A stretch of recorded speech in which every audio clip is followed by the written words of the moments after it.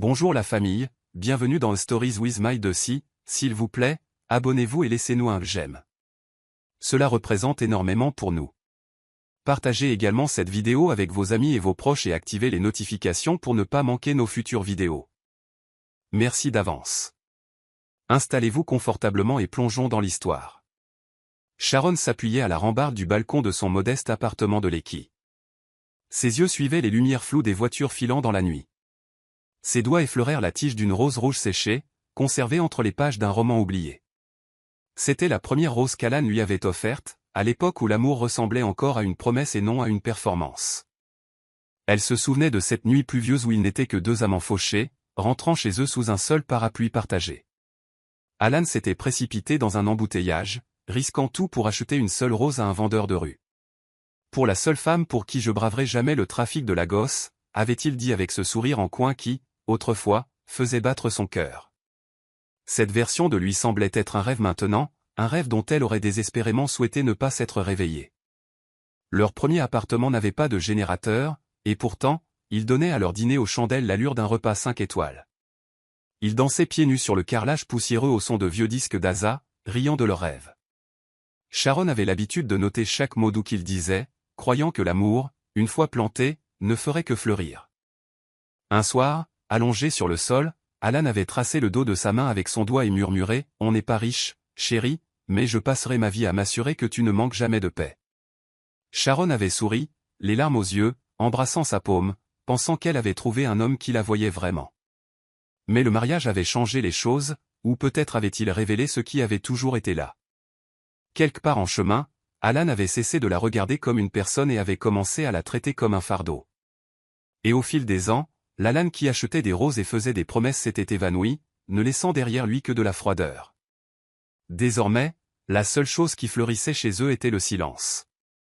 Mais cette rose, maintenant sèche et décolorée, restait son témoin muet d'un homme qu'il avait autrefois aimé, ou qui avait assez bien fait semblant pour les convaincre tous les deux. La promotion est arrivée un mardi après-midi. Alan s'était précipité à la maison, sa veste de costume jetée sur l'épaule, l'excitation débordant de sa poitrine. Ils m'ont nommé directeur régional, avait-il annoncé en laissant tomber ses clés de voiture sur la table. Sharon, qui préparait de la bouillie d'igname dans la cuisine, en était sortie avec un grand sourire et les bras ouverts. « Je savais qu'il verrait ce que j'ai toujours vu », murmura-t-elle en le serrant dans ses bras. Ce soir-là, elle lui prépara son plat préféré et porta même la robe bleu marine qui, selon lui donnait l'air d'une femme qui savait des choses. Mais l'Alan qui s'accrochait autrefois à elle comme à son souffle était déjà en train de s'échapper. Le lendemain matin, il commença à planifier des dîners auxquels Sharon n'était pas invitée, événements d'entreprise, sorties d'équipe, verres avec les investisseurs. Lorsqu'elle lui demanda si elle pouvait l'accompagner un soir, il leva à peine les yeux de son téléphone. « C'est le travail, Sharon. Tu ne t'intégreras pas, dit-il sèchement. Cette simple phrase s'installa entre eux comme du verre, tranchante et silencieusement douloureuse. Bientôt, Alan commença à parler de l'entreprise comme de son héritage, bien qu'elle ait été construite par son défunt père et co-gérée par son oncle, Clément. À la maison, il devenait distrait, toujours en train de taper sur son clavier, toujours en train de planifier, lui parlant à peine, sauf s'il s'agissait des frais de scolarité de Geneviève ou de l'entretien de la maison. Sharon tenta une fois de l'interroger sur la réunion trimestrielle du conseil d'administration de l'entreprise de logistique, curieuse et essayant sincèrement de créer un lien. Alan ricana, posa son téléphone face contre table et gloussa sèchement. « Chérie, je ne suis pas sûr que tu comprendrais ce genre de discussion. Ça dépasse la cuisine et la lessive. » Elle cligna des yeux, stupéfaite. « C'est ce que tu penses que je suis ?» demanda-t-elle doucement. Alan ne répondit pas. Il se leva, s'étira le dos et se dirigea vers la chambre. Cette nuit-là, alors qu'elle était allongée à côté de lui, fixant le ventilateur de plafond qui tournait au-dessus d'elle, Sharon réalisa quelque chose de bien plus effrayant que l'infidélité. Elle vivait avec un homme qui ne la voyait plus. Son monde s'étendait, et elle ne figurait même pas sur la carte. Elle repensa aux mots de sa mère, l'orgueil entre doucement, comme un parfum. Le temps que tu le remarques, l'odeur a déjà envahi toute la pièce. Le parfum de l'orgueil était partout maintenant, et Alan le portait comme de l'eau de Cologne. Cela commença par de petits rejets, le genre de choses qu'on peut ignorer, si elles ne s'accumulaient pas. Alan l'interrompait au milieu d'une phrase lors de dîners décontractés avec des amis, la corrigeant sur des choses qu'elle n'avait même pas dites. Un jour, alors qu'il recevait des collègues chez eux, Sharon avait suggéré d'essayer une entreprise de restauration locale dirigée par une amie. Alan avait ri, non pas poliment, mais cruellement, et avait dit, sans vouloir t'offenser, laissons les professionnels s'en charger. Je ne veux pas de ribouillis et de déception. Tout le monde gloussa, ne sachant s'il fallait rire de la blague ou s'apitoyer sur le silence qui suivit. Sharon s'excusa et se rendit à la cuisine. Ses mains tremblaient alors qu'elle lavait des assiettes déjà propres, juste pour s'empêcher de pleurer. Quand elle revint, Alan ne leva même pas les yeux. Les blessures n'étaient pas visibles, mais elles faisaient plus mal que n'importe quelle gifle. Bientôt, Sharon se retrouva à s'excuser pour des choses qu'elle n'avait pas faites, juste pour maintenir une atmosphère paisible. Si Alan égarait son chargeur, elle disait pardon. Si le trafic la retardait pour récupérer son costume au pressing, elle en assumait la responsabilité. C'était devenu son automatisme. Je suis désolé, sortait si souvent de sa bouche que cela en perdait son sens. Un matin, pendant la préparation du petit déjeuner, John avive. Note, non peu claire dans le texte source renversa du jus d'orange sur la veste de costume d'Alan. Sharon se précipita pour nettoyer et s'excusa avant même d'avoir compris ce qui s'était passé. Alan les regarda tous les deux avec dégoût. « Est-ce que vous faites jamais quelque chose de bien, vous deux » marmonna-t-il dans sa barbe. Plus tard dans la journée, Sharon se tint devant le miroir, appliquant de l'anti-cerne sous ses yeux, non pas pour cacher des bleus, mais pour dissimuler sa fatigue. Fatiguée d'essayer, fatiguée de s'effacer, fatiguée d'aimer un homme qui drainait lentement son estime d'elle-même. Elle regarda son reflet, se chuchotant les mots comme une prière. « Tu n'es pas stupide. Tu n'es pas rien. » Mais le miroir ne la contredit pas. Il se contenta de la fixer, silencieux et honnête. Et quelque part au fond d'elle, Sharon commença à se demander, quand avait-elle cessé d'être une personne dans sa propre maison. Il lui avait fallu toute la soirée pour préparer son poulet au poivre préféré avec du riz jollof, exactement comme il l'aimait, avec plus d'oignons et sans carottes. Elle portait un simple pagne couleur vin avec un chemisier en soie. Ses cheveux étaient soigneusement attachés, un peu de gloss appliqué doucement. La table était mise. Geneviève avait même écrit « Bienvenue à la maison papa » sur une serviette en papier avec un crayon rose. L'heure passa. 19h, puis 20h, puis 21h.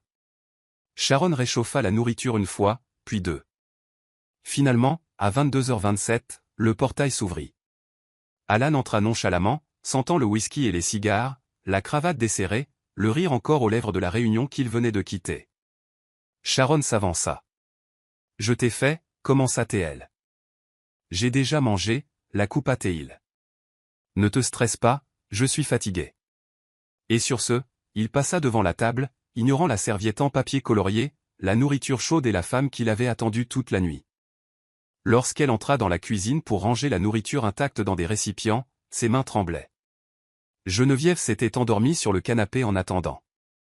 Sharon la porta doucement jusqu'à son lit, l'aborda et lui embrassa le front. Puis, debout dans la faible lumière du réfrigérateur, elle ouvrit son téléphone. C'était là, sur le statut WhatsApp d'Alan, un selfie souriant de lui avec quelques collègues sur un bar en terrasse. La légende disait « Le succès me va bien ». Sa vision se brouilla. Elle serra le téléphone contre sa poitrine et s'appuya contre la porte du réfrigérateur. Pas de crise de colère, pas de confrontation, juste une dévastation silencieuse. Cette nuit-là, elle ne mangea pas. Au lieu de cela, elle s'assit seule à la table et mangea des cuillerées de silence. En face d'elle, l'assiette intacte d'Alan se moquait d'elle. Pour la première fois, elle ne pleura pas devant lui. Elle ne parla même pas. Mais au fond d'elle, quelque chose s'était discrètement brisé, et cela ne guérirait jamais de la même manière. Les samedis matins étaient sacrés, pancakes dans la cuisine, dessins animés dans le salon, les rires résonnant dans la maison. Mais maintenant, le silence du samedi était lourd, percé seulement par le faible bourdonnement du mixeur ou le frottement des petites pantoufles de Geneviève lorsqu'elle entrait dans la cuisine. Sharon versait du PAP, bouilli, dans un bol lorsque sa fille tira sur son pagne et demanda innocemment « Maman, pourquoi papa ne rit plus avec toi comme avant ?» Les mains de Sharon se figèrent en plein mouvement. La question la piqua plus que n'importe quelle insulte qu'Alan lui avait lancée récemment. Elle se retourna lentement, parvenant à sourire. « Papa est juste très occupé, chérie. » Le travail fatigue parfois les gens. Mais Geneviève n'était pas convaincue. Ses grands yeux bruns scrutaient le visage de sa mère à la recherche d'une réponse plus profonde, quelque chose à quoi s'accrocher, quelque chose qui ait un sens dans son monde de 7 ans. Mais il rit avec les gens au téléphone, dit-elle en fronçant les sourcils. Il rit tout le temps quand il n'est pas là. Cette nuit-là, Sharon s'assit près du lit de Geneviève pendant qu'elle s'endormait, repoussant les boucles rebelles de son front. Elle fixa le plafond et essaya de se souvenir de la dernière fois qu'Alan avait bordé leur fille, lui avait lu une histoire, ou même lui avait demandé comment s'était passée sa journée. Plus elle cherchait, plus sa mémoire devenait vide. Sharon commença à tenir un journal, y notant non seulement les choses qu'Alan faisait, mais aussi les petits moments que Geneviève remarquait, son absence, son ton froid, le fait qu'il ne venait plus aux événements de l'école. Il ne s'agissait pas seulement de ce qu'il faisait à Sharon, mais de ce qu'il échouait à être pour leur fille. Et cette prise de conscience la transperça plus profondément que n'importe quelle insulte n'aurait pu le faire. Le lendemain matin, Geneviève trouva sa mère en train de pleurer doucement devant l'évier. « Maman, tu es triste ?» demanda-t-elle. Sharon essuya rapidement ses larmes et sourit. « Non chérie, je rince juste des oignons. » Mais il n'y avait pas d'oignons dans l'évier. Juste une femme qui n'avait plus de réponse pour un enfant qui voyait trop de choses, trop tôt. La salle scintillait de guirlandes lumineuses et de conversations d'affaires. C'était le 10e anniversaire de l'entreprise et Alan avait insisté pour que Sharon vienne. « Porte juste quelque chose de simple », avait-il dit, comme si elle était son accessoire, pas sa femme. Sharon choisit une robe vert foncé avec des boucles d'oreilles dorées, un clin d'œil à la fille qu'elle était, celle qui aimait se sentir jolie. Elle sourit poliment pendant qu'Alan la présentait aux actionnaires et aux partenaires, acquiesçant lors de conversations auxquelles elle n'était pas incluse. Au milieu de la soirée, un groupe de cadres commença à discuter de stratégie d'investissement, et Sharon ajouta nonchalamment, « En fait, j'ai lu un article sur des modèles similaires en Afrique de l'Ouest. C'est intéressant de voir comment la logistique s'adapte. » Alan se figea. Puis, assez fort pour que tout le monde l'entende, il gloussa et dit, « Tu lis Forbes maintenant ? Ma femme se prend pour une analyste. Ne faites pas attention à elle, c'est juste une femme au foyer qui essaie de paraître intelligente. » Des rires fusèrent dans le groupe, mais ils étaient gênés. Le visage de Sharon devint écarlate. Elle sourit, hocha la tête et s'excusa pour aller aux toilettes. Elle verrouilla la porte derrière elle et se tint devant le miroir, pressant un mouchoir sur son visage. Ses mains tremblaient. Comment était-elle devenue la risée d'une salle pleine d'inconnus? Son téléphone vibra. Suzanne avait envoyé un texto, « Ne fais pas attention à lui. Tu as géré ça avec grâce. » Sharon fixa son reflet et murmura, « Pourquoi es-tu encore là ?» La femme dans le miroir n'avait pas de réponse. Après la fête, Alan ne s'excusa pas. Sur le chemin du retour, il faisait défiler son téléphone pendant qu'elle regardait par la fenêtre. « La prochaine fois, laisse-moi m'occuper des discussions d'affaires, » dit-il nonchalamment, sans même lever les yeux. Sharon ne répondit pas. Quand ils arrivèrent à la maison, elle retira sa robe, la suspendit soigneusement et se blottit à côté de Geneviève, qui dormait dans son lit. Sharon ne pleura pas cette nuit-là. Mais le silence en elle était plus bruyant que n'importe quel sanglot. Ce n'était plus un chagrin d'amour, c'était l'enterrement silencieux de l'espoir. Clément avait toujours été la moitié la plus silencieuse de l'entreprise, réservé, méthodique et lent à juger. Il connaissait Sharon depuis ses fiançailles avec Alan et avait toujours admiré sa douceur, surtout pendant les premières années, quand elle apportait le déjeuner à Alan au bureau avec des notes manuscrites. Dernièrement, cependant, il avait commencé à remarquer des changements, pas seulement chez Sharon, mais dans la façon dont Alan se comportait, l'arrogance, le dédain. La façon dont il parlait de sa femme comme si elle était une pensée secondaire. Lors des réunions du conseil, Clément observait comment Alan balayait ses suggestions d'un revers de main ou souriait d'un air narquois chaque fois que son nom était mentionné. Quelque chose n'allait pas. Et lorsque Sharon cessa complètement de venir au bureau, le malaise de Clément s'intensifia. Un jour, il appela Suzanne dans son bureau et lui demanda, « Sharon est-elle passée récemment ?» Suzanne hésita, puis répondit doucement, « Pas depuis un moment. » Et monsieur, elle n'a plus l'air elle-même. Clément commença à rassembler les pièces du puzzle lentement, son sourire qui s'effaçait, la tension dans ses épaules, la façon silencieuse dont elle se tenait à côté d'Alan lors des événements. Il se souvint l'avoir vue une fois devant le portail du bureau, attendant sous le soleil parce que son chauffeur avait été renvoyé sans préavis. Elle avait dit que ce n'était pas grave, mais ses chaussures étaient couvertes de boue et ses yeux semblaient fatigués. Ce souvenir lui resta. Un soir, après qu'Alan fut sorti en trompe d'une réunion, frustré, Clément resta derrière, fixant les documents. Puis il ferma le dossier et soupira. Le garçon vole trop près du soleil, marmonna-t-il. Il sortit son vieux registre et l'ouvrit à la page de la structure de l'entreprise. Le nom de Sharon n'y figurait nulle part, et pourtant, elle avait été le soutien silencieux derrière de nombreuses décisions précoces d'Alan. Il prit mentalement note de l'inviter bientôt, non pas comme une faveur, mais en tant qu'homme qui avait un jour promis à son père qu'il veillerait toujours sur elle. Clément savait à quoi ressemblait l'orgueil démesuré, et il n'avait aucune intention de le laisser ruiner la vie d'une autre femme, pas sous sa surveillance. Le hall d'entrée du bureau était plus calme que d'habitude ce jeudi après-midi. Sharon était passée déposer le projet scolaire oublié de Geneviève dans la voiture d'Alan, qu'il avait laissé garer devant le bâtiment. Elle garda ses lunettes de soleil alors qu'elle attendait près de la réception, serrant le petit modèle en carton dans ses bras. Suzanne, assise derrière le bureau d'accueil, leva les yeux et se leva immédiatement. « Madame » salua-t-elle doucement, ses yeux scrutant le visage de Sharon avec inquiétude. « Vous pouvez le laisser, je le lui transmettrai » proposa Suzanne, mais Sharon secoua la tête. « Non, je vais juste attendre un moment. » Sa voix était plate, polie et fatiguée. Alors que Sharon se tournait légèrement pour s'asseoir, la lumière éclaira son visage, et Suzanne remarqua la légère ombre violacée sous son œil droit. Ce n'était pas un bleu, pas physique, mais c'était quelque chose de plus profond, de plus sombre, une fatigue émotionnelle que le maquillage ne pouvait couvrir. Suzanne fit le tour du bureau et posa doucement sa main sur le bras de Sharon. « Madame, vous méritez mieux que ça » murmura-t-elle en jetant un coup d'œil alentour pour s'assurer que personne n'était à proximité. Sharon leva les yeux, surprise. Pendant une seconde, elle voulut protester, balayer cela d'un sourire. Mais le regard dans les yeux de Suzanne n'invitait pas au faux-semblant. « Que veux-tu dire » demanda-t-elle, la voix vacillante. Suzanne ne sia pas, « Je veux dire, je vois comment vous vous comportez, et comment ils vous traitent. Nous le voyons tous. Mais vous agissez comme si c'était normal. » Sharon déglutit difficilement. « Je n'ai pas le luxe de m'effondrer, Suzanne. » Il y eut un silence, puis Suzanne hocha lentement la tête. « C'est ce qui vous rend plus forte que nous tous. Mais s'il vous plaît, ne le laissez pas éteindre complètement votre lumière. » Sharon cligna des yeux, sa vision se brouillant. Personne ne lui avait jamais dit ça, pas même sa propre famille. Elle partit peu après, mais cette conversation lui resta.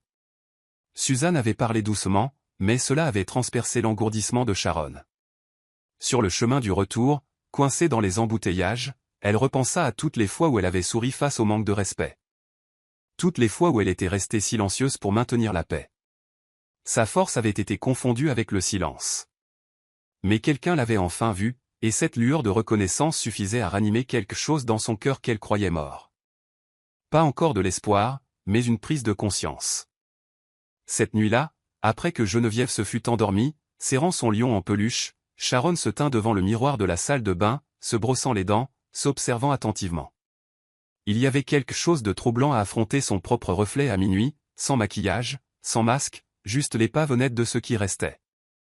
Elle se rinça la bouche, éteignit la lumière et se glissa au lit à côté de sa fille, enlaçant le petit corps qui lui apportait encore de la chaleur. Mais elle ne pouvait pas dormir. Le silence dans la pièce était épais, ses pensées agitées. Finalement, elle attrapa le journal caché sous son lit, un vieux carnet relié en cuir qui contenait autrefois des rêves et documentait maintenant les dégâts. Elle feuilleta les pages. 14 avril, il n'est rentré qu'à 2 heures du matin. 5 mai, il m'a traité d'idiote devant Geneviève. 10 juin, il m'a dit que je devrais être reconnaissante que quelqu'un comme lui m'ait choisi. Il y avait d'autres entrées, trop nombreuses. Son stylo survola la page suivante. Elle hésita, puis commença à écrire. Aujourd'hui, une femme m'a rappelé que je valais encore quelque chose. Son nom est Suzanne. Je ne sais pas pourquoi ces mots m'ont secoué. Peut-être parce qu'ils venaient de quelqu'un qui ne me devait aucune gentillesse. Peut-être parce que j'avais besoin de l'entendre. Elle fit une pause, l'encre faisant une tache au bord de la phrase. Sharon essuya ses yeux avec le dos de sa main et ferma le livre. Allongée sur le dos, elle fixa le plafond et murmura « Mon Dieu, si tu me vois, dis quelque chose. » Il n'y eut pas de voix, pas de signe. Mais une profonde inspiration s'installa dans sa poitrine, comme si l'air avait légèrement changé. Le genre de changement qui précède une tempête. Elle se retourna, resserra la couverture et embrassa le front de Geneviève. La douleur n'avait pas cessé. Mais pour la première fois depuis des années, elle la reconnaissait comme de la douleur, pas comme sa faute, pas comme quelque chose à normaliser, mais comme une douleur qu'elle pouvait nommer. Cette nuit-là, l'oreiller absorba ses larmes. Mais pour une fois, ce n'étaient pas seulement des larmes d'impuissance. C'étaient des larmes de réveil. La voix de Clément au téléphone était ferme mais douce. « Sharon, viens prendre le thé, demain. » Pas d'excuse. Elle fut surprise. Il ne l'avait pas contactée personnellement depuis des mois. « Le thé » demanda-t-elle, essayant de cacher le tremblement dans sa voix. « Oui » répondit-il. « Tu m'as porté du thé au gingembre au début, tu te souviens ? C'est à mon tour. » Le lendemain matin, Sharon arriva chez Clément à Victoria Island, une concession calme et bordée d'arbres qui sentait l'histoire et les vieux livres. Il l'accueillit avec un sourire chaleureux et une longue étreinte, plus longue qu'elle ne s'y attendait. Ils s'installèrent dans le jardin, avec du thé servi dans de la porcelaine couleur crème. Clément l'étudia attentivement avant de parler. « Je suis peut-être un vieil homme, mais je ne suis pas aveugle.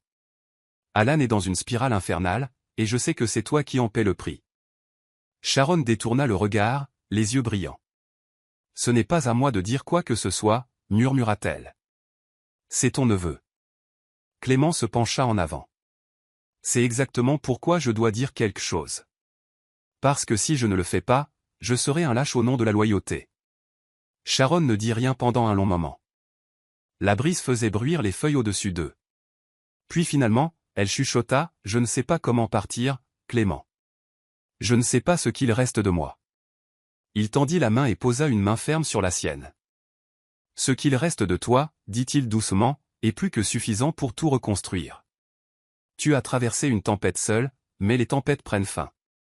Elles finissent toujours. » Elle le regarda fixement, les lèvres tremblantes. « Et si je m'effondre ?» Les yeux de Clément s'adoucirent. « Alors effondre-toi, Sharon. Effondre-toi. Je t'aiderai à te relever. » Des larmes coulèrent sur ses joues alors qu'elle hochait la tête en silence. Elle n'était pas venue chercher du secours, mais ce qu'il lui offrait était quelque chose de plus puissant. La permission. La permission d'admettre qu'elle était fatiguée. La permission d'arrêter de supporter. La permission de commencer à penser à elle-même. En quittant sa maison, elle regarda en arrière une fois, s'attendant à moitié à ce que le poids sur ses épaules revienne. Il ne revint pas entièrement. Et pour la première fois, elle n'eut pas l'impression de marcher seule. Clément avait planté quelque chose en elle ce matin-là, une graine de confiance.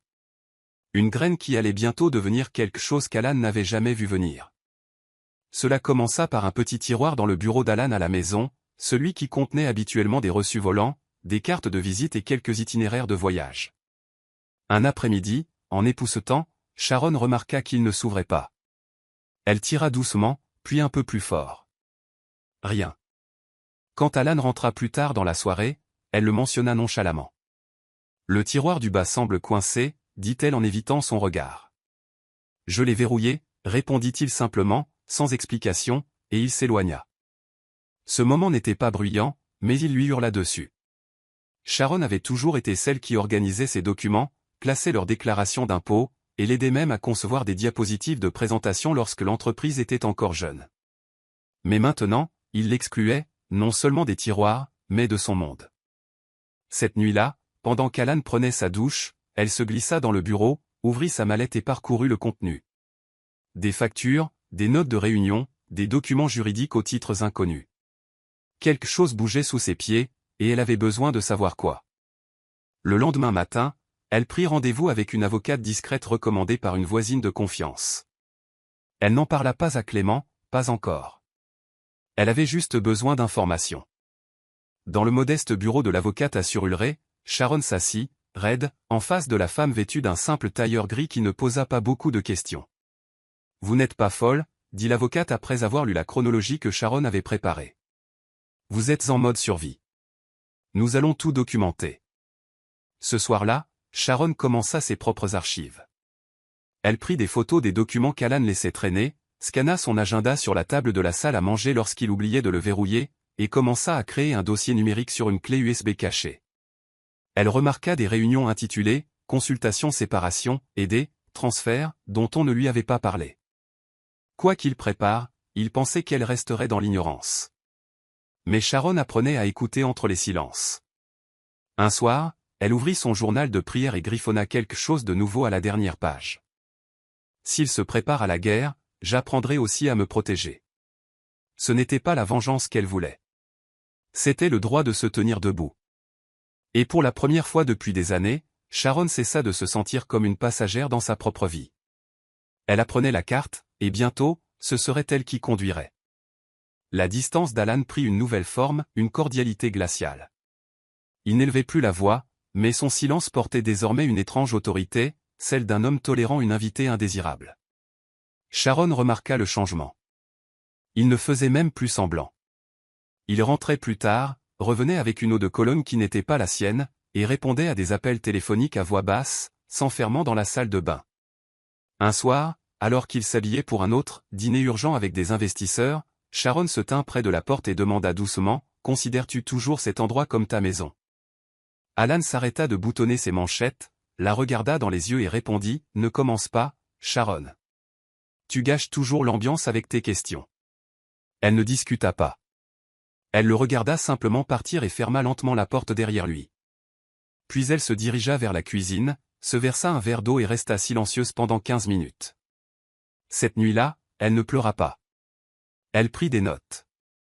Elle commença à se détacher, tranquillement, émotionnellement, stratégiquement. Quand Alan était à la maison, elle restait brève. Les conversations se centraient sur Geneviève. Les repas étaient préparés sans chaleur ni attente. Il ne le remarqua pas, Sharon était devenue invisible pour lui, et étrangement, cela jouait en sa faveur.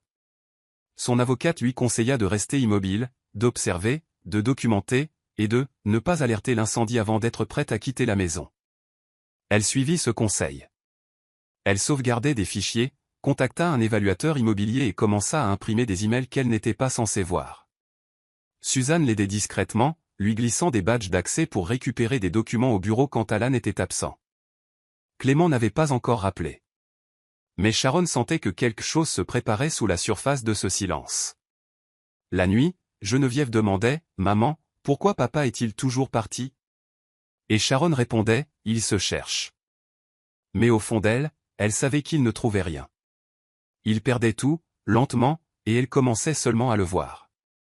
Ce n'était plus de la douleur qu'elle ressentait. C'était de la préparation. Elle arriva. Suzanne fut la première à la saluer. Elle sourit comme quelqu'un qui attendait de pouvoir enfin expirer. Clément retrouva Sharon dans la salle de conférence avec une troisième personne, un homme élégamment vêtu d'une trentaine d'années, aux yeux calmes et à la posture assurée. Sharon, voici Tyler. C'est un analyste commercial et un stratège avec qui j'ai travaillé sur quelques projets communs. Si les choses devaient changer, c'est quelqu'un en qui j'aurais confiance pour aider à reconstruire. Sharon cligna des yeux. Changer comment ?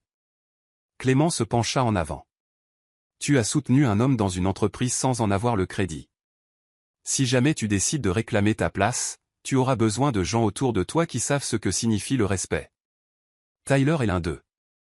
Tyler tendit la main. Madame, dit-il avec un signe de tête respectueux. J'ai lu vos analyses dans d'anciens mémos du conseil. Je serais honoré de travailler sous votre direction un jour. Sharon resta sans voix un instant. Personne ne lui avait jamais dit ça, sous votre direction. Elle s'assit lentement, bouleversée mais calme. Pourquoi fais-tu ça, Clément ? Demanda-t-elle doucement. Parce que j'ai fait une promesse à ton père, répondit-il. Et parce que je refuse de rester passif pendant qu'une personne forte oublie sa force. Pendant le reste de la réunion, Tyler lui présenta les tendances de l'entreprise, les lacunes qui se formaient et comment Alan avait pris plusieurs décisions négligentes qui menaçaient la santé à long terme de l'entreprise. Sharon écouta attentivement, le cœur battant, non pas de peur, mais d'une étrange énergie qu'elle n'avait pas ressentie depuis des années. Quand elle se leva enfin pour partir, Clément lui glissa une enveloppe scellée dans la main. Lis ça quand tu seras à la maison. C'est un plan d'urgence pour quand tu seras prête. Alors qu'elle quittait le bâtiment, Suzanne lui lança un regard de solidarité silencieuse. Sharon monta dans sa voiture, ferma la portière et fixa l'enveloppe sur le siège passager. Pour la première fois, elle se vit non pas comme la femme d'Alan, mais comme une femme tenant une porte que seule elle pouvait franchir. Et la clé était déjà dans sa main. L'enveloppe que Clément lui avait remise resta intacte sur sa table de chevet pendant 2 jours. Sharon la fixait chaque matin en attachant son foulard, se demandant si elle était prête pour la vérité qu'elle contenait. La 3e nuit, après avoir couché Geneviève, elle s'assit enfin et l'ouvrit. À l'intérieur se trouvaient des documents juridiques, des actes de transfert de propriété, une restructuration de la propriété de l'entreprise et une lettre notariée de Clément. Le contenu était clair. Il lui avait officiellement transféré 40% des parts de l'entreprise et la pleine propriété de la maison familiale. Les signatures étaient réelles. Le cachet de la commission des affaires générales était visible. Sharon lui relu les documents, les mains tremblantes. Clément avait fait d'elle l'actionnaire majoritaire de l'entreprise. Une seule larme roula sur sa joue, non pas de joie ou de tristesse, mais d'incrédulité. Pour la première fois depuis des années, quelqu'un lui avait donné du pouvoir sans exiger son silence en retour. Le lendemain, elle retourna au bureau de son avocate avec l'enveloppe. L'avocate lut tout, les yeux plissés, puis leva les yeux, impressionnée. Vous réalisez que cela fait de vous la décideuse majoritaire de l'entreprise, n'est-ce pas? Sharon hocha lentement la tête. La maison, entièrement à vous, confirma l'avocate. Alan ne peut rien faire. Le transfert est blindé et irrévocable. Sharon se renversa dans son fauteuil, un mélange de crainte et de pouvoir parcourant sa poitrine. Je ne veux pas de vengeance, murmura-t-elle. Je veux juste être en sécurité. Je veux que ma fille grandisse avec dignité. L'avocate se pencha en avant. Alors n'utilisez pas cela pour le détruire. Utilisez-le pour vous protéger. Sharon signa sa part des documents d'une respiration calme et tremblante. Ce n'est pas une vengeance, murmura-t-elle. C'est une assurance. En sortant du bâtiment, elle sentit la ville bourdonner autour d'elle, le chaos de la gosse indifférent à sa guerre personnelle. Mais à l'intérieur d'elle, quelque chose avait changé de façon permanente. La fille qui, autrefois, se recroquevillait dans les coins venait de mettre son nom sur le titre de propriété de tout ce qu'on lui avait dit qu'elle ne posséderait jamais. Et elle n'avait pas l'intention de le perdre à nouveau. Cela vint sous la forme d'un coup frappé à la porte, sec, délibéré, officiel. Sharon ouvrit la porte et trouva un coursier tenant une enveloppe Kraft. Pour Madame Sharon Anderson, annonça-t-il avant de la lui remettre et de s'éloigner. Son nom était imprimé en gras sur le devant, ainsi que celui d'un cabinet d'avocats qu'elle reconnut comme étant celui d'Alan. Elle n'eut pas besoin de l'ouvrir pour savoir ce que c'était, mais elle le fit, soigneusement, avec des mains fermes. Les mots la dévisagèrent comme une gifle, requêtant dissolution des mariages. Elle s'assit lentement sur le canapé, fixant les documents sans ciller. Ce n'était pas un choc, c'était plutôt la fin d'une longue respiration qu'elle n'avait pas réalisé qu'elle retenait. Un poids à la fois attendu et surréaliste. Elle entendit le portail s'ouvrir quelques minutes plus tard, Alan était arrivé. Elle posa doucement l'enveloppe sur la table, se leva et se dirigea vers la cuisine. Quand il entra, elle ne parla pas. Lui non plus. Pour une fois, le silence disait tout. Plus tard dans la soirée, en pliant les vêtements de Geneviève, Sharon se surprit à fredonner un vieux cantique. Geneviève entra dans la pièce en tenant un dessin. « Maman, papa t'a envoyé de mauvaises nouvelles ?» demanda-t-elle, sa petite voix empreinte d'inquiétude. Sharon regarda sa fille, s'assit et la serra contre elle. « Il a fait quelque chose que font les adultes quand ils arrêtent d'être amis, » dit-elle doucement. « Est-ce que ça va te faire du mal ?» demanda Geneviève. Sharon fit une pause et sourit à travers ses larmes. « Non chérie, plus maintenant. C'est une bonne chose. C'est notre nouveau départ. » Cette nuit-là, elle plaça les papiers du divorce à côté de son journal et n'écrivit qu'une seule ligne. « Il pense qu'il s'en va, mais c'est moi qui suis libérée. » Puis elle éteignit la lumière, s'enroula autour de Geneviève et, pour la première fois depuis longtemps, dormit sans craindre que la porte ne s'ouvre avec colère. Le monde n'avait pas changé, mais Sharon si. Et elle savait maintenant que certaines fins n'étaient que des évasions soigneusement déguisées. Alors que la date de l'audience approchait, des chuchotements commencèrent à circuler dans l'entreprise. Le personnel commença à remarquer les sautes d'humeur d'Alan, les nuits tardives, les réunions impromptues. Certains murmuraient que Sharon préparait quelque chose. D'autres disaient qu'Alan avait déjà gagné, qu'elle serait jetée dehors sans un kobo. Mais Sharon garda la tête basse et ses mouvements discrets. Elle quitta la maison familiale pour un petit 2 pièces propre à Akisia, signant un bail de 6 mois sous un nom différent. Seule son avocate, Clément et Suzanne savaient où elle vivait. Geneviève demanda, « C'est une maison de vacances ?» Sharon sourit et répondit, « C'est une maison paisible. » Elle commença à construire un nouveau rythme, préparant les déjeuners, accompagnant elle-même Geneviève à l'école et appelant Clément le soir pour discuter des derniers préparatifs. Alan, ignorant sa retraite stratégique, restait confiant.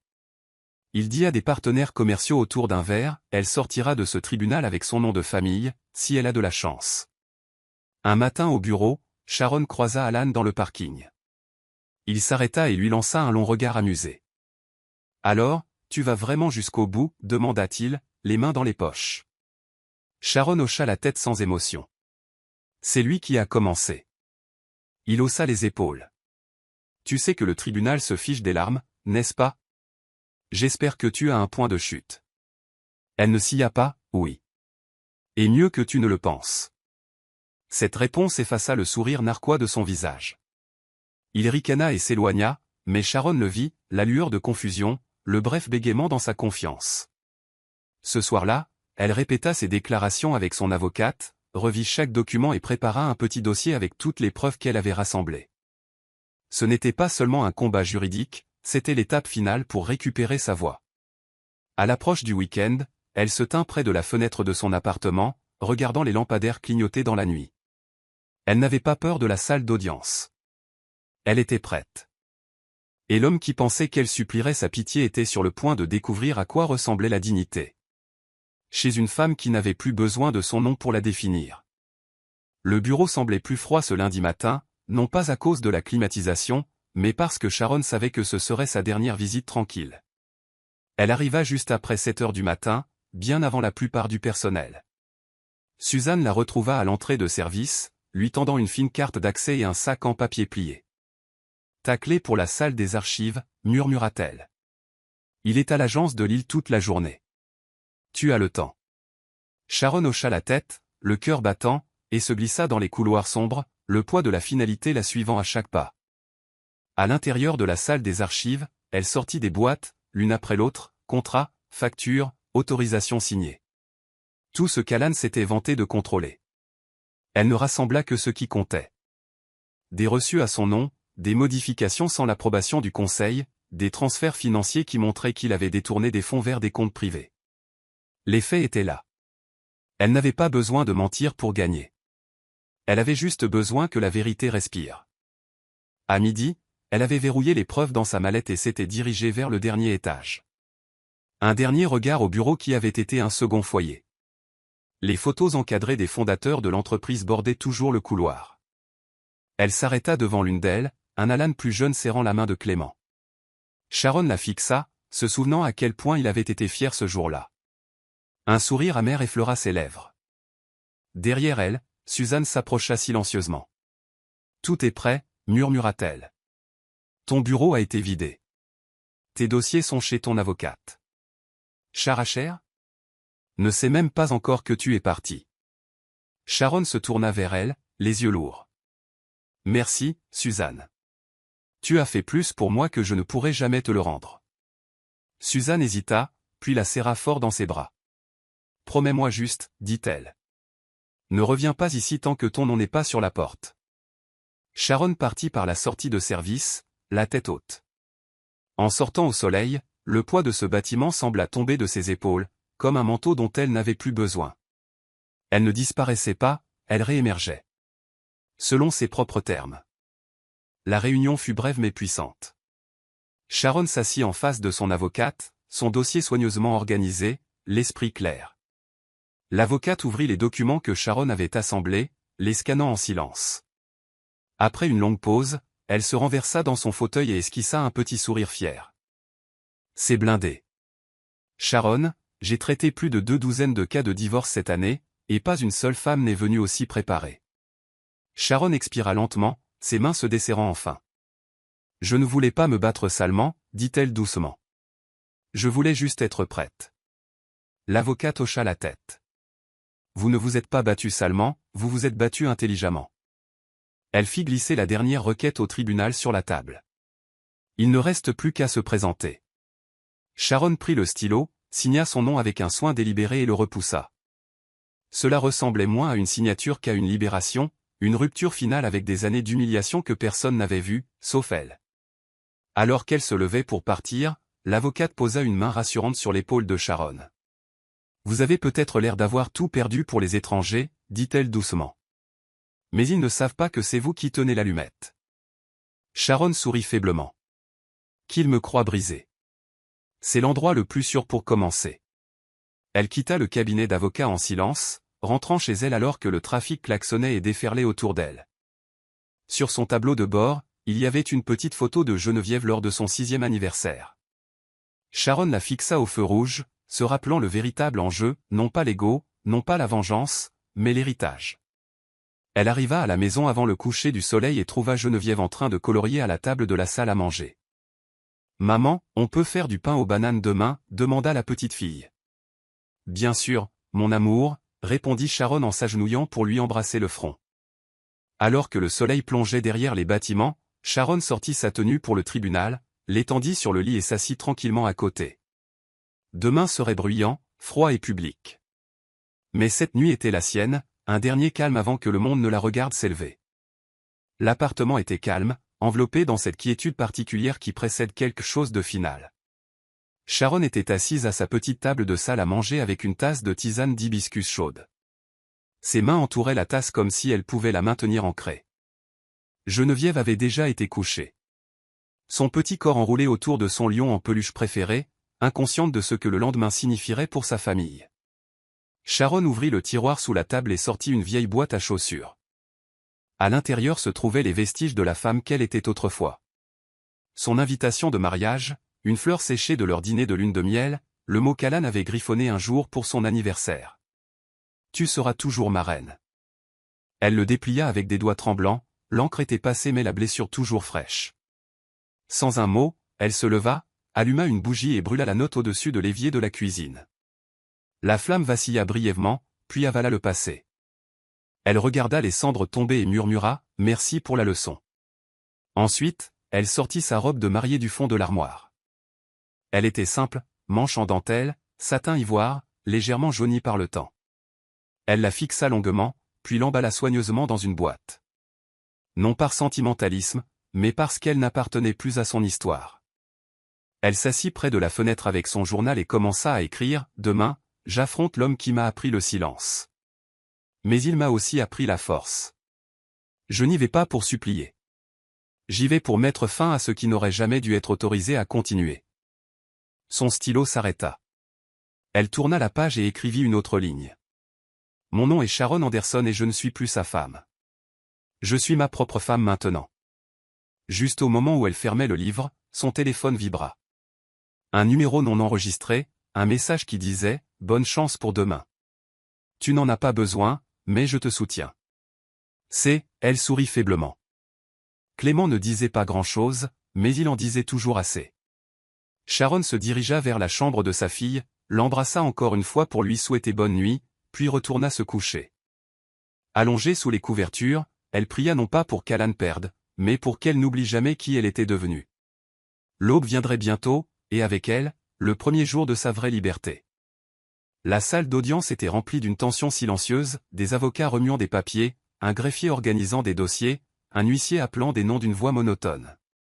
Sharon restait assise, immobile, sur le banc en bois, vêtue d'un chemisier bleu marine et d'un pantalon anthracite. Ses cheveux soigneusement attachés. Elle ne gigotait pas, elle ne pleurait pas, elle attendait. De l'autre côté de la salle, Alan était adossé à sa chaise avec un sourire narquois, un bras nonchalamment jeté sur le dossier.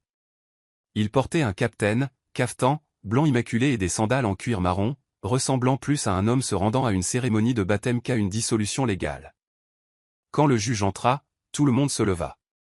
Sharon aussi, non pas par obligation, mais parce que c'était son moment. Les débats avancèrent rapidement. L'avocat d'Alan plaida avec confiance, citant des différends irréconciliables, positionnant Alan comme la partie lésée et reconnaissant à peine les contributions de Sharon. Son avocate, posée et calme, parla lorsque c'était nécessaire. Pas de théâtralité, juste des faits.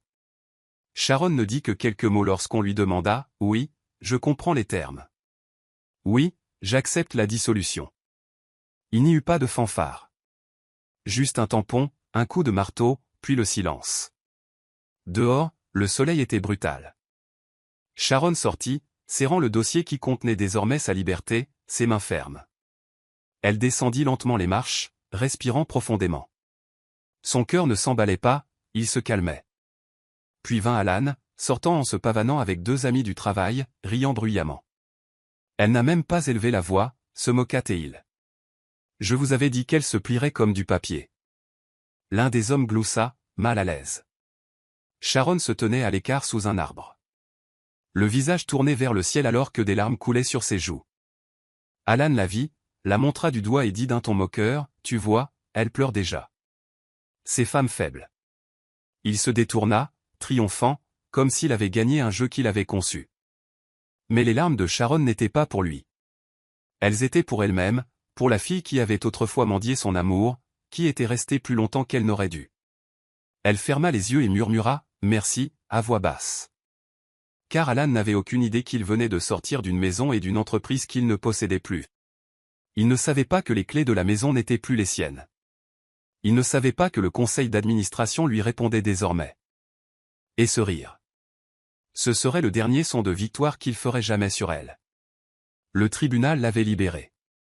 Mais elle l'avait déjà quitté bien avant que le marteau ne tombe. 2 jours après l'audience, Alan arriva à la succursale principale de l'entreprise, lunettes de soleil sur le nez, menton levé, démarche assurée. Il passa devant la sécurité comme s'il possédait l'air et s'approcha du scanner biométrique. La lumière rouge clignota 2 fois, accès refusé. Il fronça les sourcils, essaya à nouveau, même résultat. Le garde à l'entrée s'approcha avec hésitation. « Monsieur, je pense qu'il y a un nouveau protocole.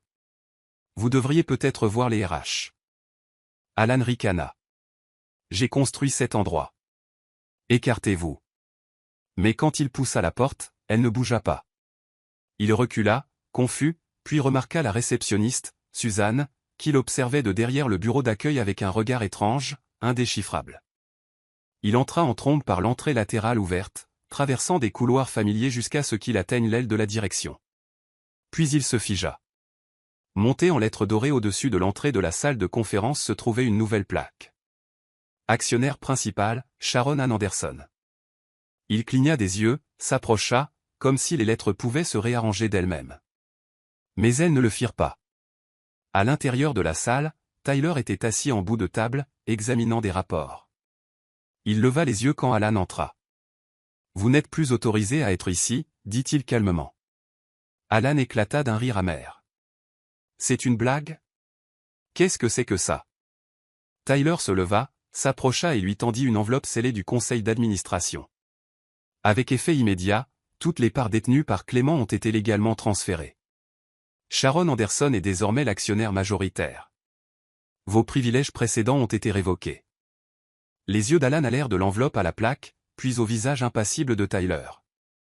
C'est de la folie, dit-il à voix basse. Où est Clément ? Tyler ne scia pas, en congé sabbatique. Il fait confiance à Sharon pour prendre les rênes. Les épaules d'Alan s'affaissèrent, sa voix basse. Elle m'a piégé. Tyler croisa son regard sans méchanceté. Elle s'est protégée. Vous lui en avez donné la raison. Alan recula lentement, les mains tremblantes. Le couloir semblait plus froid maintenant, le silence plus lourd. En tournant au coin, il jeta un dernier regard à la plaque. Son nom brillait contre le mur comme une couronne qu'il ne porterait plus jamais. La femme qu'il avait autrefois traitée de faible venait d'hériter de tout ce qu'il pensait intouchable. Et pour la première fois depuis longtemps, Alan ne se sentait pas puissant. Il se sentait perdu. Le lendemain matin, Alan revint tôt, espérant que tout cela n'avait été qu'un malentendu, un problème temporaire, quelque chose de réversible. Mais la carte d'accès clignotait toujours en rouge. Cette fois, le garde de sécurité ne s'écarta pas. « Monsieur, il vous faudra une autorisation du nouveau bureau, dit-il. »« Je suis le bureau, » aboya Alan. « Vous avez fait une erreur. » Le garde baissa les yeux.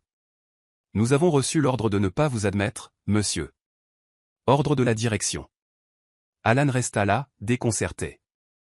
Le personnel entrant dans le bâtiment commença à ralentir, jetant des regards gênés à la scène. Suzanne s'approcha de l'intérieur, tenant une tasse de thé. « Monsieur Alan, dit-elle poliment. Voulez-vous que j'appelle les RH pour clarifier les choses ?» La mâchoire d'Alan se contracta. Qu'est-ce qu'elle a fait exactement?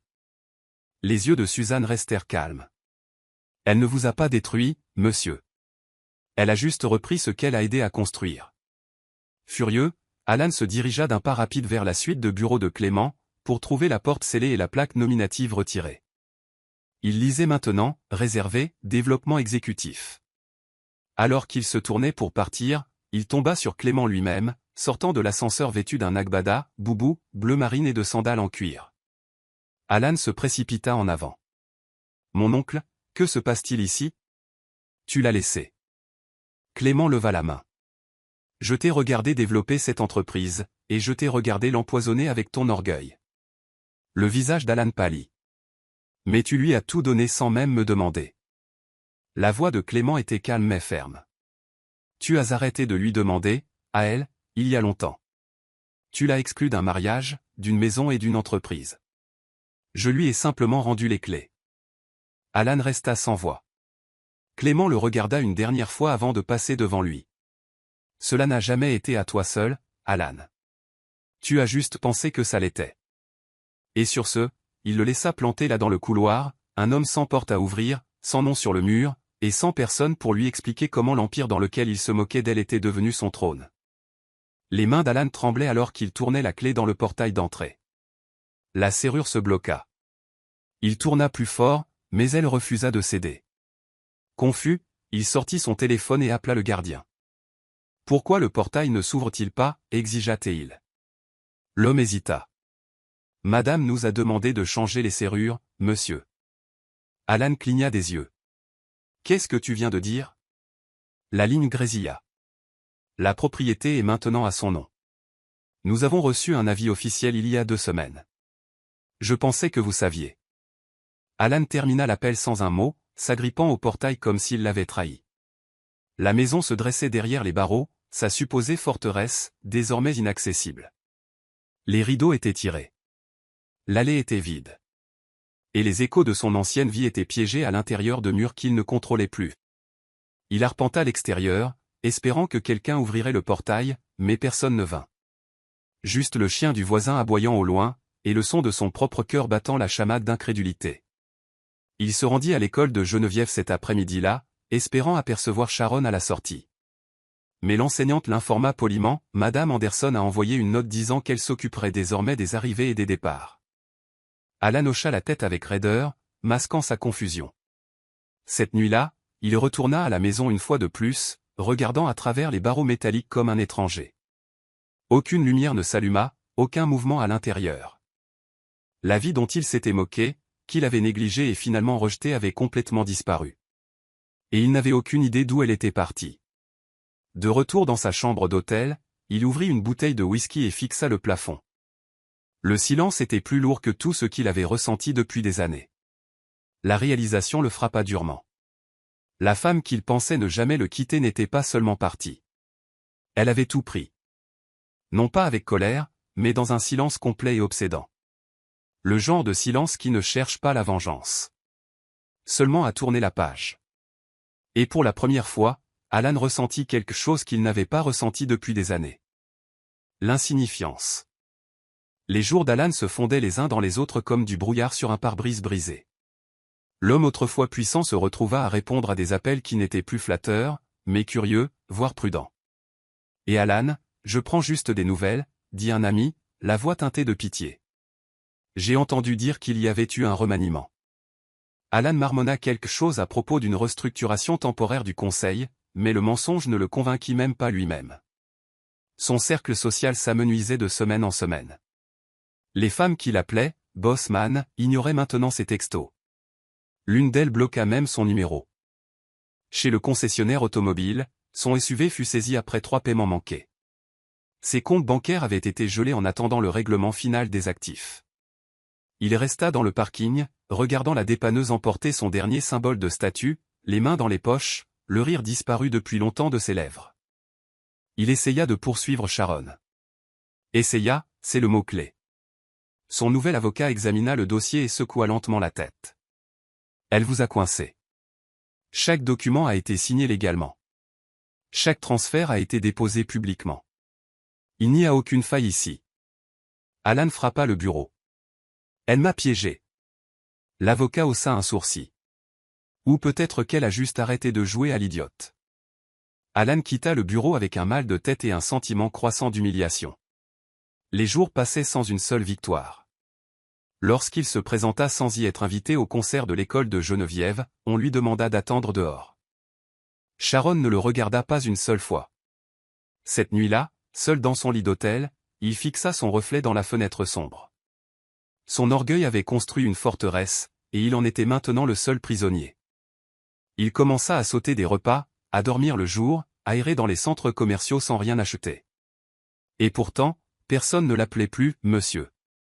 Pour la première fois de sa vie, Alan ne pouvait rien réparer. Parce que ce qui était brisé n'était pas seulement autour de lui. C'était à l'intérieur de lui. La première lettre était courte. Sharon, je sais que je t'ai blessé.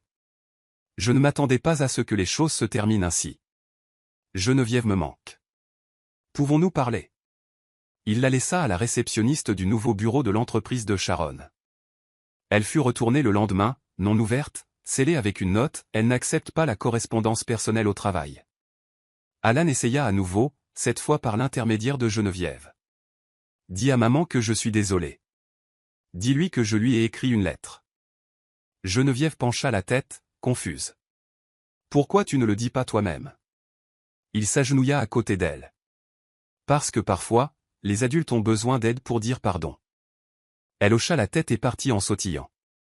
Mais quand Sharon ouvrit le sac à dos de Geneviève et trouva l'enveloppe, elle la plaça doucement dans le tiroir.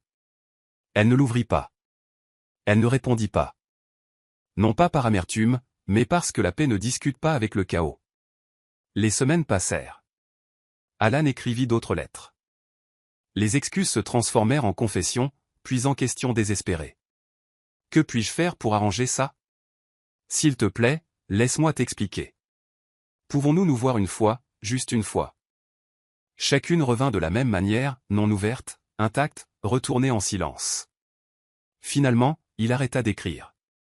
Non pas parce qu'il ne s'en souciait plus, mais parce qu'il réalisa quelque chose de bien plus douloureux. Sharon n'avait plus besoin de lui.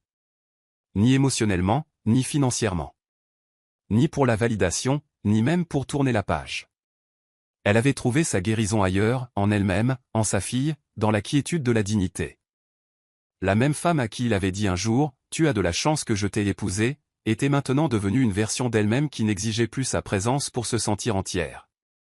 Et Alan, debout aux portes d'une vie qu'il contrôlait autrefois, comprit enfin, la reconstruction ne commencerait pas avec son pardon. Elle commencerait avec sa repentance. Les portes de l'ascenseur s'ouvrirent pour révéler Alan, légèrement trop habillé dans un costume bleu marine qui ne lui allait plus très bien. Ses chaussures étaient cirées, mais ses yeux étaient fatigués. Il était venu déposer une dernière lettre, mais cette fois, pas pour supplier. Il voulait juste la laisser tranquillement à Suzanne et s'en aller. Mais alors qu'il sortait dans le hall, il fut surpris de trouver Tyler qui l'attendait près de la réception. « Monsieur Alan, dit Tyler, la voix mesurée. Je vous attendais. » Alan haussa un sourcil. « Vraiment ?» Tyler hocha la tête. « Vous n'êtes pas banni du bâtiment. Sharon n'a jamais donné cet ordre. Mais elle ne tolérera pas non plus le chaos. Elle m'a demandé de vous transmettre quelque chose. Une opportunité. Pas un poste, une offre. » L'orgueil d'Alan tressaillit. Quel genre d'offre? Tyler le regarda dans les yeux. Un poste de consultant junior. Sans titre. Sans bureau. Vous repartirez de la base. Vous réapprendrez le métier, cette fois avec humilité. Les lèvres d'Alan s'entr'ouvrirent, incrédules. Elle veut que je sois, quoi? Un stagiaire? Le regard de Tyler resta ferme. Elle veut que vous fassiez l'expérience de ce qu'elle a enduré, être ignorée, sous-estimée, et pourtant continuer à se présenter avec excellence. Alan regarda autour de lui, observant l'énergie inconnue de l'entreprise qu'il avait autrefois dirigée. Les gens ne baissaient plus la tête quand il passait. Personne ne chuchotait. Ce n'était plus la peur qui animait ce bureau. C'était la concentration. Et si je refuse, demanda Alan. Tyler haussa les épaules. Alors vous partez sans avoir changé. Mais si vous acceptez, c'est peut-être votre chemin de retour. Pas vers son cœur, mais vers votre propre âme. Alan ne dit rien pendant un long moment. Il se dirigea vers la fenêtre, regardant la ville qui avait autrefois acclamé son succès. Dites-lui que je commencerai lundi, marmonna-t-il finalement. Sans costume, sans attente. Juste moi. Tyler hocha la tête. C'est tout ce qu'elle veut. Alors qu'Alan quittait le bâtiment, il ne se sentait pas victorieux. Mais pour la première fois depuis longtemps, il ne se sentait pas vide non plus. Le premier jour d'Alan en tant qu'employé subalterne commença dans la confusion. Il se présenta à un chef d'équipe de 27 ans qui lui tendit un dossier de brief client et lui dit « Nous avons besoin de résumés avant la fin de la journée. Pas de traitement de faveur, pas de déférence. Juste du travail. » Et c'était le but. Chaque tâche l'obligeait à s'engager, pas à commander. Il passait ses journées dans l'open space, tapant des rapports, faisant du café, faisant des courses et assistant à des sessions de feedback dirigées par des gens qui tremblaient autrefois à son nom. Dans ces heures calmes, quelque chose en lui commença à changer. Il écoutait plus, parlait moins. Un après-midi, pendant la pause déjeuner, un jeune employé se pencha vers lui et dit « Vous êtes étonnamment facile à aborder. » Alan sourit faiblement, s'essuyant les mains. « C'est nouveau pour moi, admit-il. Mais j'essaie. » Et pour une fois, ce n'était pas une performance. En dehors du travail, Alan commença à fréquenter un groupe de soutien pour hommes, non pas pour cocher une case, mais parce qu'il avait besoin d'aide pour nommer les parties de lui-même qu'il avait ignorées. Il se tenait dans un cercle d'inconnus et avouait « Je pensais que le pouvoir me rendait digne. Je sais maintenant qu'il m'a rendu aveugle. » Il se portait volontaire pour nettoyer après les sessions. Non pas parce qu'on le lui demandait, mais parce qu'il comprenait que la reconstruction commençait par le service. Le week-end, il rendait visite à sa mère, ce qu'il n'avait pas fait depuis des années, et s'excusait sans chercher d'excuses. Il ne portait plus de vêtements de marque pour prouver quelque chose. Au lieu de cela, il se concentrait sur le fait d'être présent. Au bureau, ses rapports étaient désormais cités en réunion. Tyler lui fit un signe de tête un matin et lui dit « Vous commencez à parler comme un leader, pas comme un patron. » Et pendant tout ce temps, Sharon ne disait rien. Elle observait de loin, n'interférant jamais, ne reconnaissant jamais, mais regardant toujours. Et c'était suffisant pour le garder ancré, car le vrai changement ne venait pas avec les applaudissements. Il venait dans les moments calmes où personne ne regardait, et où il choisissait quand même de faire ce qui était juste. La concession de Clément était toujours la même, la lumière du soleil filtrant à travers les palmiers, les oiseaux chantant au loin, le doux parfum d'hibiscus dans l'air. Alan n'y était pas allé depuis des mois, pas depuis le transfert. Il avait débattu de l'opportunité de venir, incertain si Clément le recevrait même. Mais il le fallait, non pas pour tourner la page, mais pour assumer ses responsabilités. Quand Clément ouvrit la porte, il semblait plus âgé, plus fatigué, mais ses yeux étaient vifs. « Tu es enfin venu, dit-il simplement en s'écartant. Alan entra, les mains le long du corps, les épaules basses. « Je ne suis pas ici pour demander quoi que ce soit, commença-t-il. Juste pour dire que j'avais tort. Sur l'entreprise, sur elle, sur tout. » Clément l'étudia. « Il t'en a fallu du temps. » Alan eut un petit rire brisé. « J'étais trop fier pour voir que j'avais déjà perdu au moment où j'ai cessé de respecter ce que j'avais. » Le vieil homme hocha la tête, lui offrant une chaise. Pendant l'heure qui suivit, Alan parla sans se défendre. Il raconta des moments de cruauté, avoua ce qu'il ressentait lorsque Sharon pleurait et admit à quel point le pouvoir était devenu vide. Clément écouta, sirotant son thé en silence. Quand Alan eut fini, la pièce était lourde de vérité.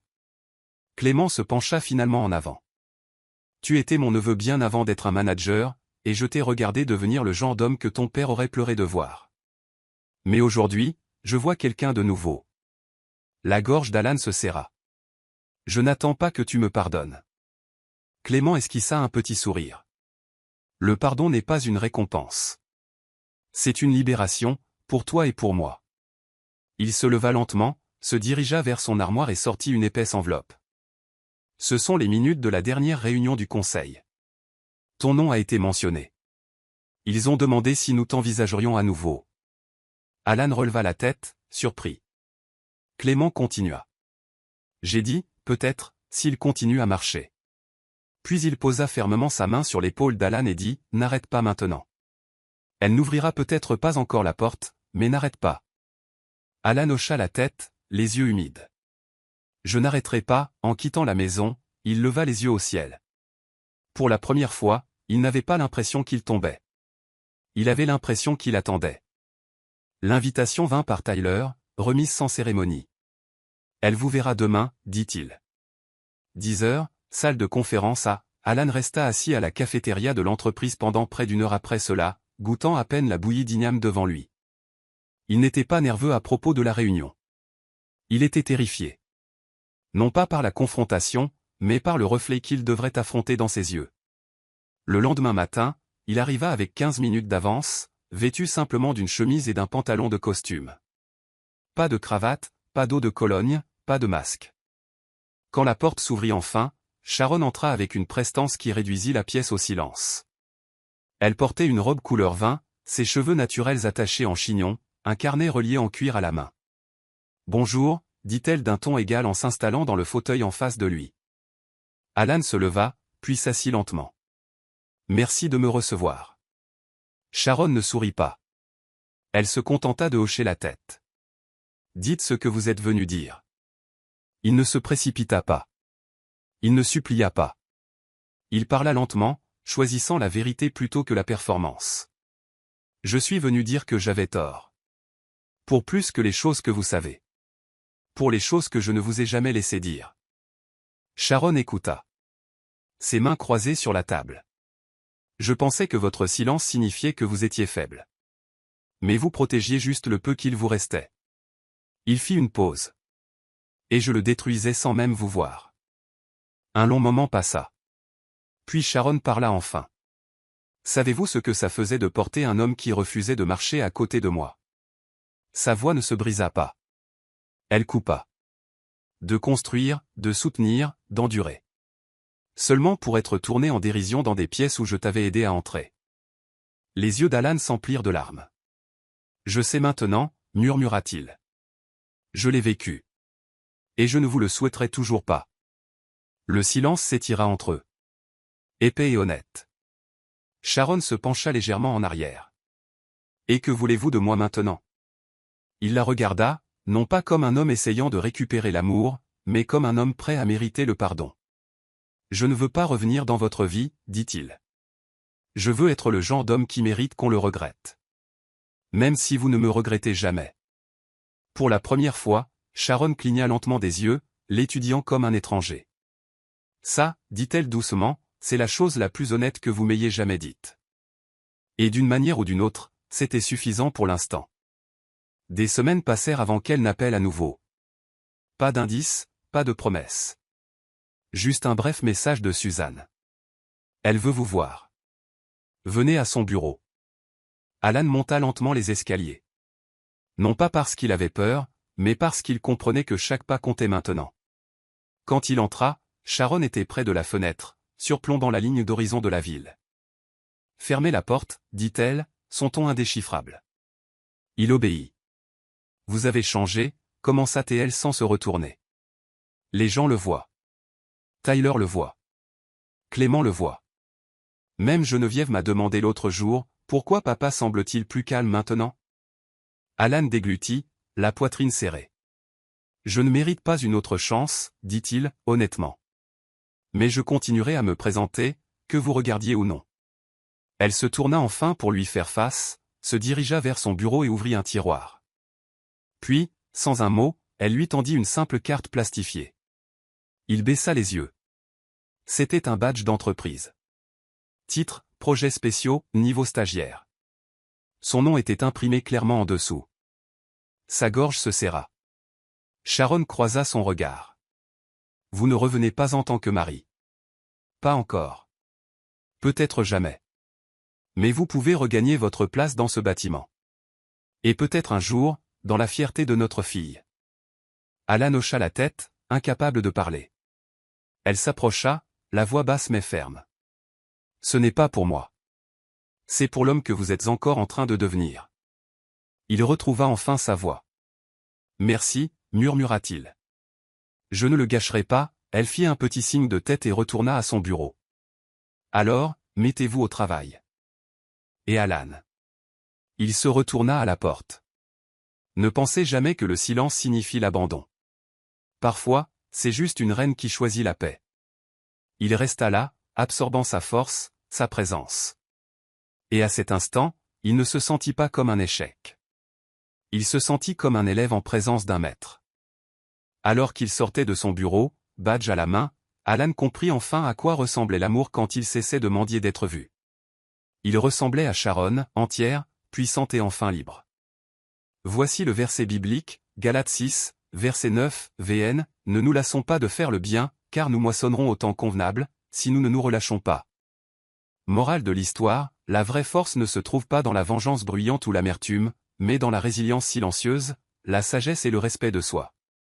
Lorsque vous choisissez la paix plutôt que l'orgueil, la dignité plutôt que le drame, et la croissance plutôt que les représailles, vous ne vous contentez pas de partir, vous vous élevez. Ceux qui abusent de l'amour peuvent rire de votre chagrin, mais Dieu plante toujours la justice dans le silence. À la fin, celui qui endure avec grâce se tiendra plus grand que celui qui est parti avec arrogance. C'est la fin de l'histoire. Qu'avez-vous appris de cette histoire? Laissez vos réflexions dans la section des commentaires. Laissez un j'aime, et n'oubliez pas de vous abonner et d'activer la cloche de notification pour être averti lorsque nous publierons nos prochaines vidéos. Partagez également cette vidéo avec quelqu'un qui pourrait être intéressé. Merci beaucoup d'avoir regardé.